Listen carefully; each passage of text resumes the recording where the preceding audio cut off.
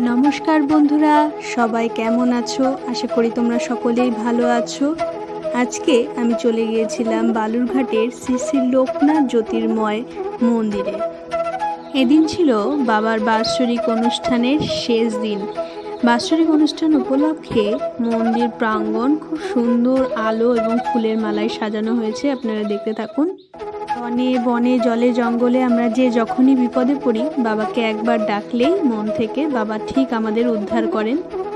তো কমেন্টে সবাই একবার অন্তত বলুন, জয় বাবা লোকনাথ, জয় মা লোকনাথ, জয় গুরু লোকনাথ, জয় শিব লোকনাথ। প্রত্যেক বছর মহা সমারোহে রাস পূর্ণিমার পুণ্যতিথিতে বাবার পুজো, বাৎসরিক পুজো অনুষ্ঠিত হয়ে থাকে।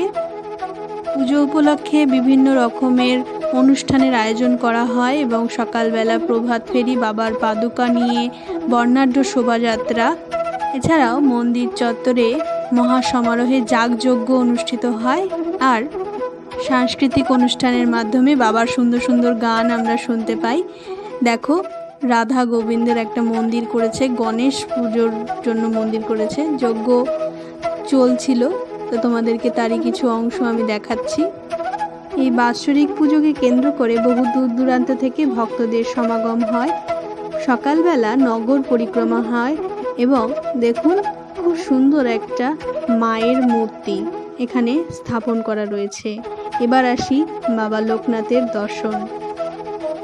আপনারাও বাবাকে দর্শন করুন। যে যেখানে আছেন বাবার নাম একবার মন থেকে ডাকুন। বাবার অপার করুণা, বাবার করুণা এবং লীলা বোঝা দায়। এই ভোগ বিতরণের অনেক লম্বা লাইন পড়ে গিয়েছিল।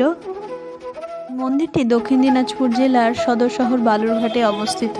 স্কিপ না করে সম্পূর্ণ ভিডিওটা দেখতে থাকো।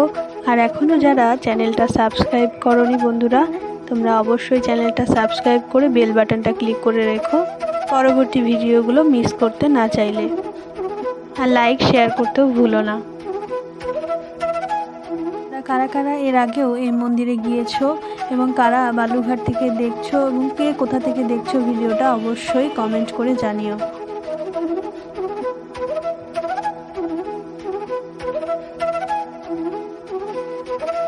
আমার ভিডিও তোমাদের কেমন লাগছে অবশ্যই কমেন্ট করে জানিও। তাহলে তোমাদের প্রতিটা কমেন্ট, লাইক আমাকে নতুন নতুন ভিডিও করতে আরও উৎসাহ যোগায়।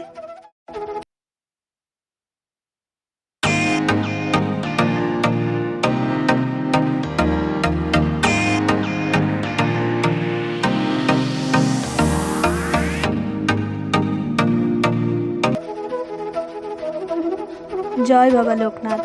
বাবার নাম নিয়ে সকলের দুঃখ দুর্দশা বিপদ কেটে যাক, এটাই কামনা করছি। সকলকে সুস্থ রেখো, শান্তিতে রেখো। বাবা তুমিও খুব ভালো থেকো। ভিডিওটা শেষ পর্যন্ত দেখার জন্য সকলকে অসংখ্য ধন্যবাদ জানাই।